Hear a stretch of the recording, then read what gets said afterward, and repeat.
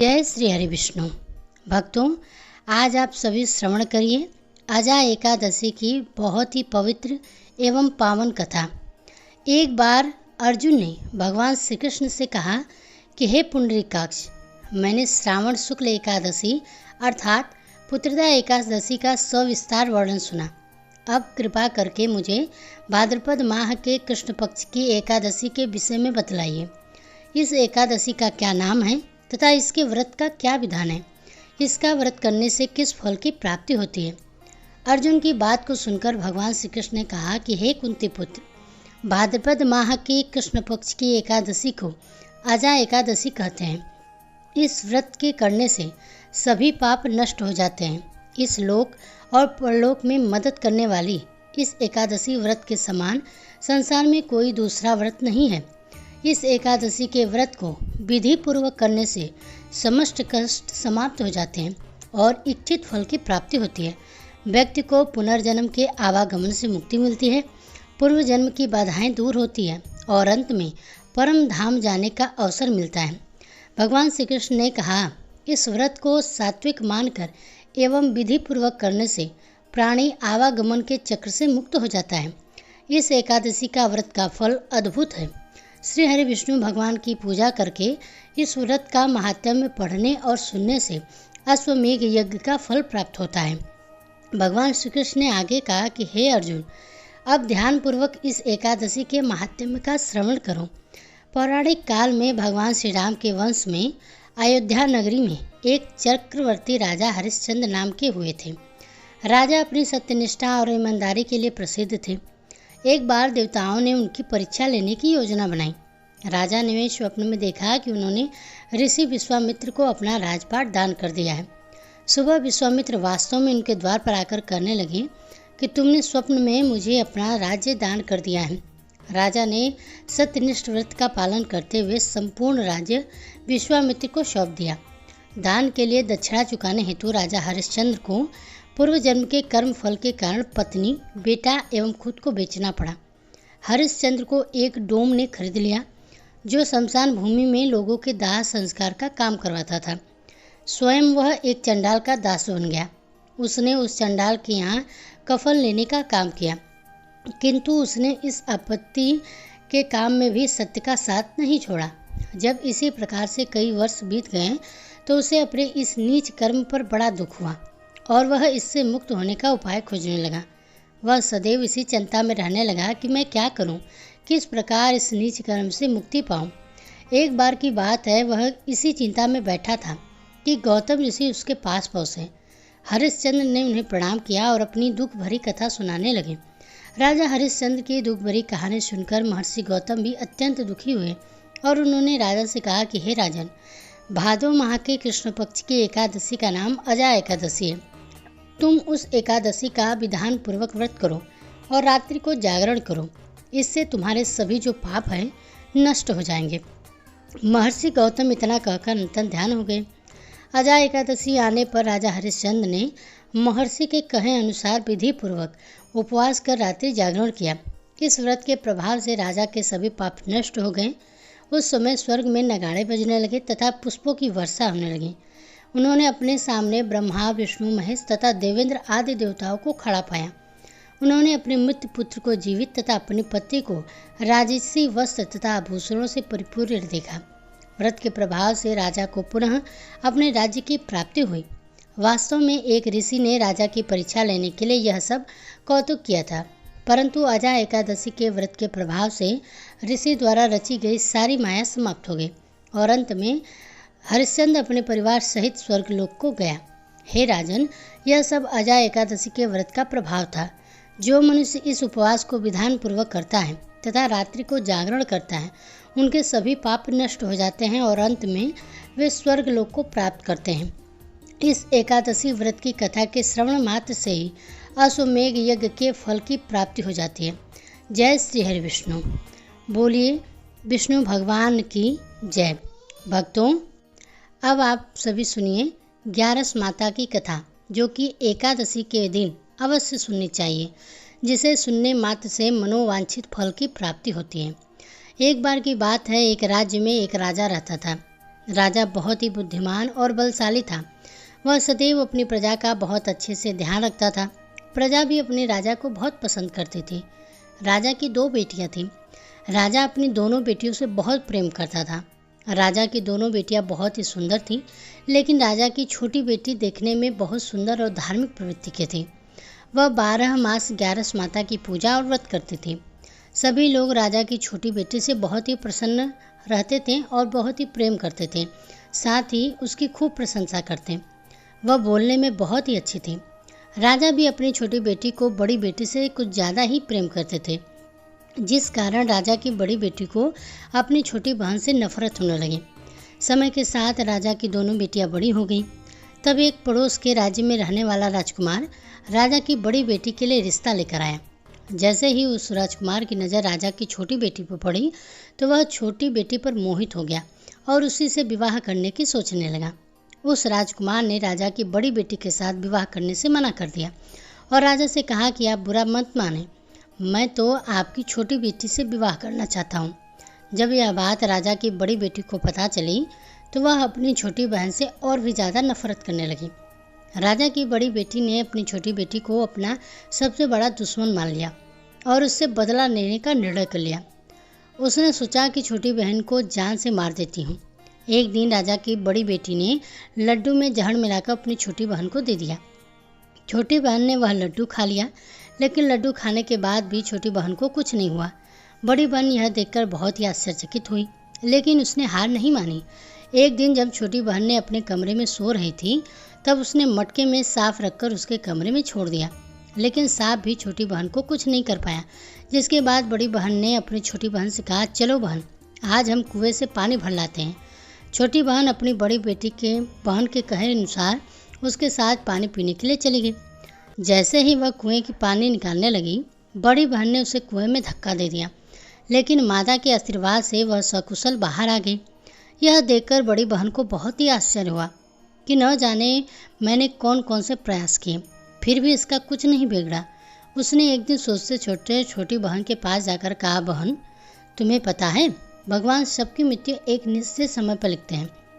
तुम्हारी और मेरी मृत्यु कैसे होगी, क्या तुम जानती हो?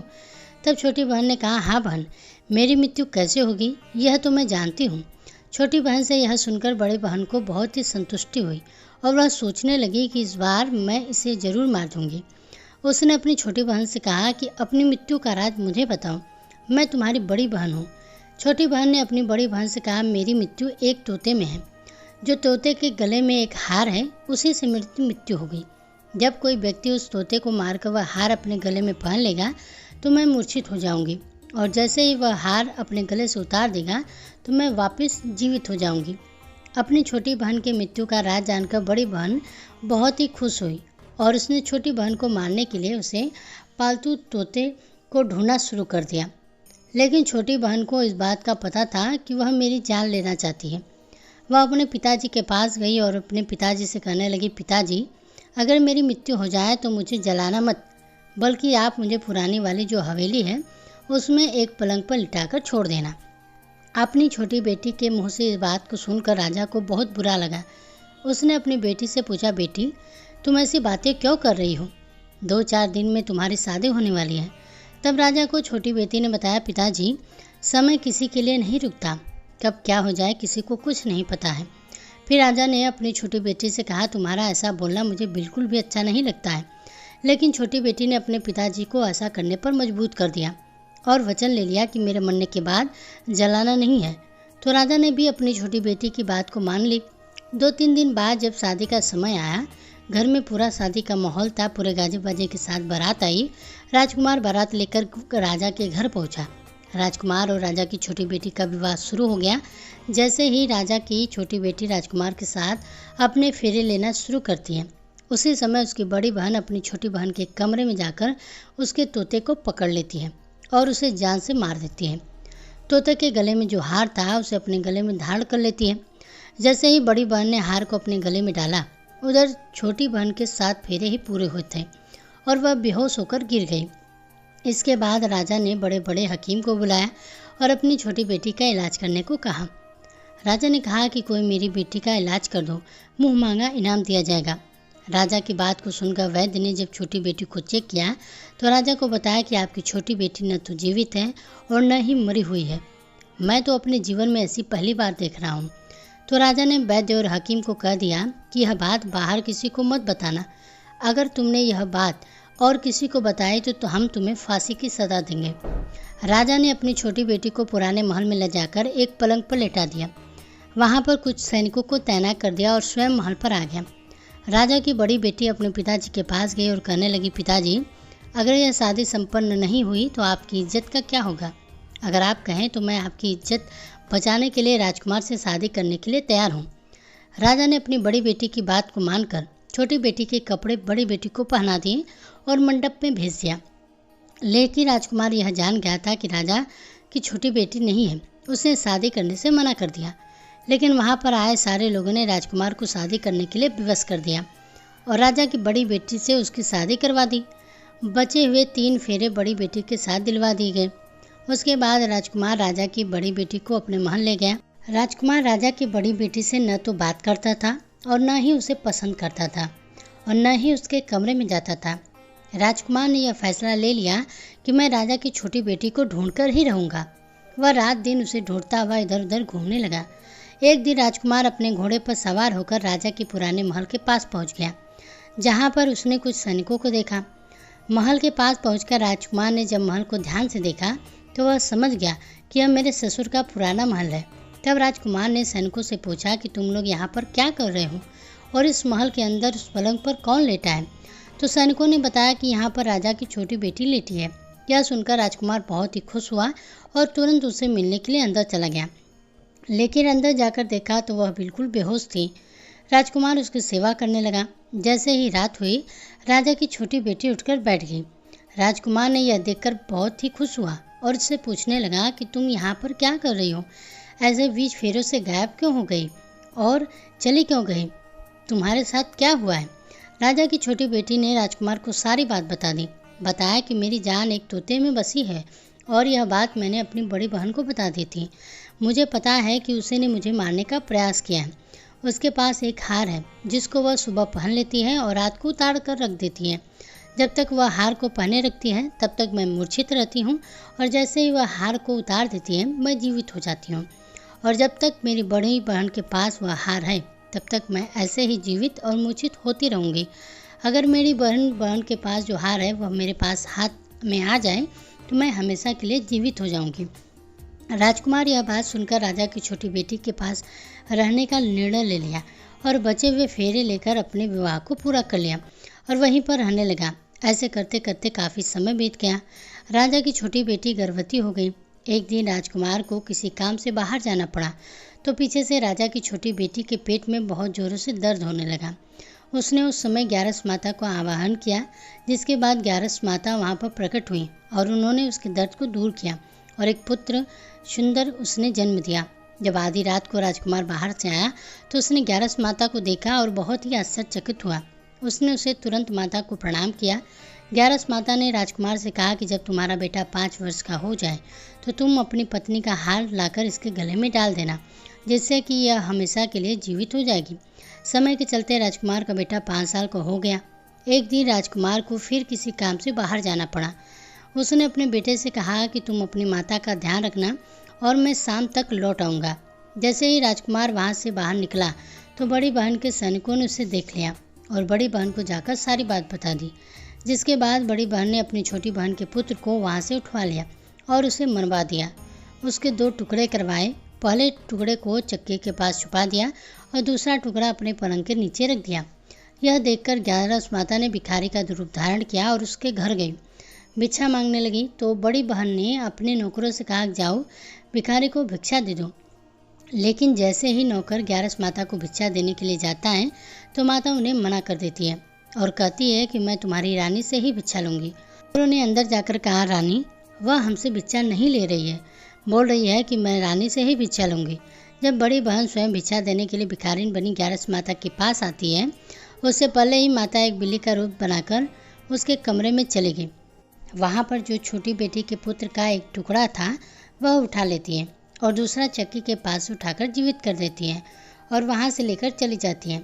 और राजकुमार को सारी बात बताकर उनका उसका बेटा सौंप देती है। राजकुमार अपने बेटे को लेकर बड़ी बहन के पास जाता है और उसे कहता है कि इस बच्चे का अच्छे से ध्यान रखना। अगर तुम इस बच्चे को अच्छे से ध्यान रखोगी तो ही मैं तुमसे बात करूँगा, वरना मैं यहाँ से चला जाऊँगा। एक दिन राजकुमार अपने बच्चे से कहा कि तुम ऐसा करो कि तुम्हारी माँ के गले का वो हार मांग लो, तुम्हारे जिद की वजह से वह तुम्हें दे देंगी।